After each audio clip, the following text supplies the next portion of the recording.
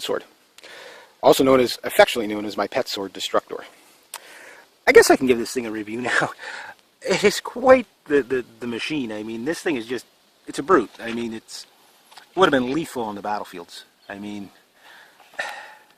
the idea of one of these things coming at you, I don't care about, the Normans didn't care about precision at this point. This was just baseball bat swing the thing. And the ones that had any sort of skills whatsoever, well, they just would have been weapons of mass destruction. I could see a guy just clearing a battlefield with, even the novices would have been pretty dangerous with this thing. And you see the beautiful, beautiful, all that nice, work on this thing. Now, have I been nice to this? Absolutely, I've been beating the crap out of it. It is a tough, tough two-handed sword.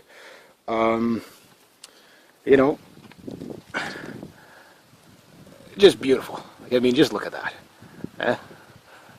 Isn't that just beautiful? And after all the trees, all the broadsword baseball, all the things I've hit with it, and guess what? Takes a licking, but keeps on ticking. For the price, again, made here in Canada, 325 or 330 bucks. I can't remember the exact price of it, but money well spent. Great entertainment. Some of my videos you've probably been seeing this sword quite frequently in. A lot of it has to do is I like swords. No other real reason. You live once, right? You're born, you live, and you die, and everything in between is yours, including my pet sword, Destructor. Why do I call it Destructor? Well, you'll see.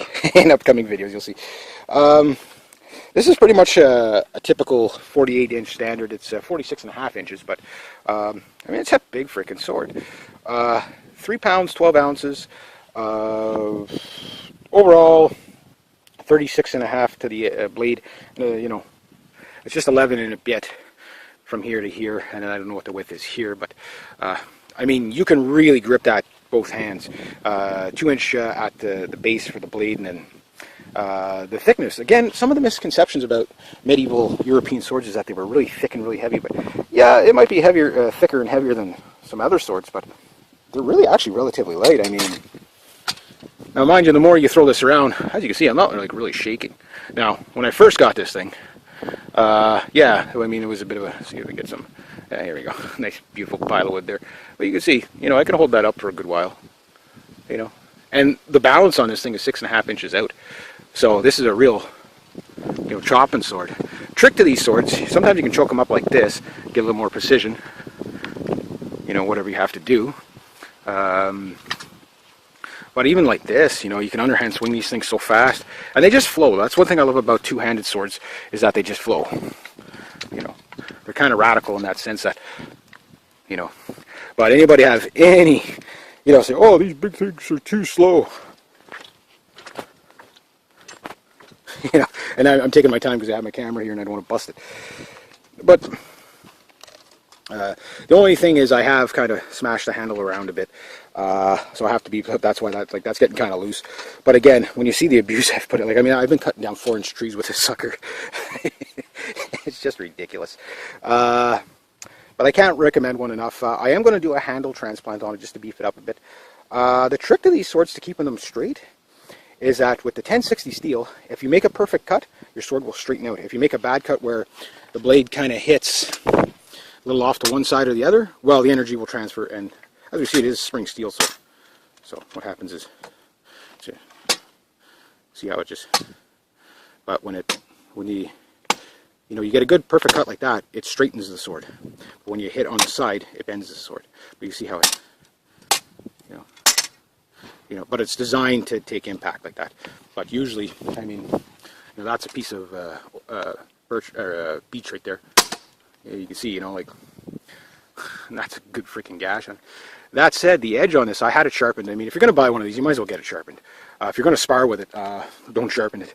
One goof, and that's it. You've, you've lost a limb. They are dangerous to throw around. You have to be a little bit sensible with them. So I don't know why I have one, but again, can't recommend swords enough. The history's cool. This is about a 10th to 12th century era sword, and typical of its size. Again, for somebody to have a sword looking like that back in the day, that would have been somebody of some significant significant importance. I mean, just looking at the like the the little channels there and stuff like that. I mean, all that takes time if you're doing it by hand. The fluting in the, some people call it the blood groove. There's a little bit of a controversy there. Is it a blood groove? I don't know. I think something going that big going through you're gonna spew. You know what I mean? But this groove here was, it actually adds rigidity on the two, allows it to be lighter and more flexible, but yet retain a more rigid, sword. So that's kind of, what you're looking at. Balance point, the 6.5 inch, don't let that deter you from buying this sword. I mean, again, it just makes it a better cutter. If you're not, I mean, I throw this thing around quite a bit, like a couple of times a week type of thing. I didn't buy this thing just to stare at it. I bought it to smash the crap out of stuff with it till it breaks. But it seems to not be letting me down. So I'm sure I'm going to break it eventually. But just what I've done with it so far, I mean, very impressive. I would have relied on this in battle for sure. Now, as far as historians saying all these things broke very easily, not necessarily.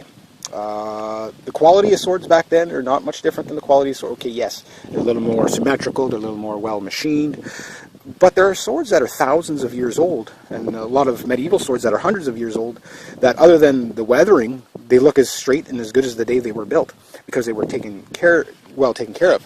Now, any sword, including katana swords, I've owned them, so I'm not being biased, I'm just being realistic. You hit anything blade on blade, you're going to bust it.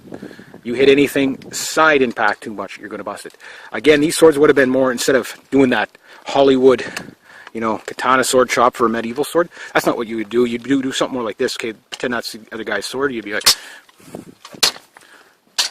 and then that was just a finishing move, but you would deflect. This medieval pry bar with edges. So he's there, so he's going to go one way or the other. You'd see a lot more of that. Because why? You probably didn't have the room to swing because there was a guy here, a guy here. And if you swung, you probably hit your guy in the face. Oops, sorry. And when you come back, oh, you hit your other guy in the face. So, guy ahead of you. And then take him out. That's how these things were used. Now, I'm not doing it very elegant because, again, I'm got the camera. But I think you're getting the idea of that a lot of the European martial arts have been lost over the years because of, Hollywood made the katana sword popular, but we need a martial arts movie that doesn't use, that uses European, European style techniques. I have nothing against the Asian martial arts; they're great, they're awesome, but they're different. How you'd fight with this, when you hold one of these, you start to understand that the mechanics are different on a straight edge sword versus a curved sword, and on a sword that is that long. Again, there's total differences how you'd use it. I admire the katana sword. I miss my katana sword. But I know it's just my bias. I would take a two-handed medieval, sword like this into battle before I'd ever take a katana sword. Why? The katana sword, again, like all swords, is completely reliant on you cutting perfectly on the edge. That's why they put so much emphasis on that cut. Because with a katana sword, with the curve, where they tend to bend is right here where the curve is. These guys, where they tend to break is up near the handle. And all swords will bust where they vibrate the most. Doesn't matter the type. And a little trick to find out where your sword is going to cut the best is right where you hear because you'll hear a bit of I can't get it good, but see, my handle's loose, so it's, but where you hear that, you'll hear a ring, and then just a thump. That's where there's no vibration in the sword. That's where it's going to go. Right through. So anyway, hope you enjoyed that. If you have any questions about it, feel free to ask. I'll be doing a lot more fun videos with this thing until the day it dies, or I hit myself with it, which probably be the end of me. Hopefully not. But yeah, I'll be having a lot of fun with it, and I hope you guys enjoy. And again, rate, subscribe, and I'll give you one more nice flyby.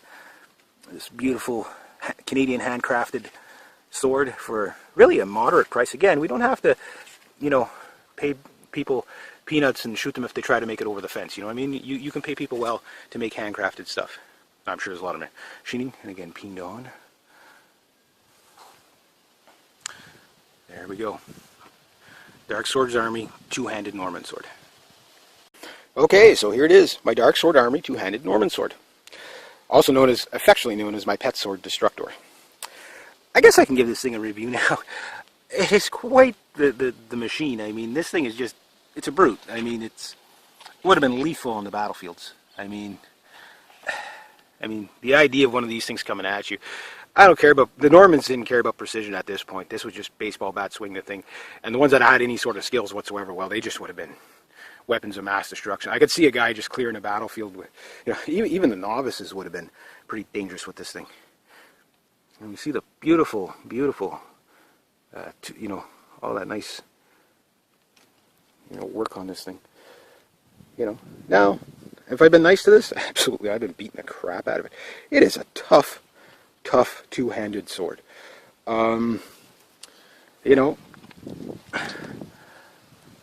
Just beautiful. I mean, just look at that. Isn't that just beautiful?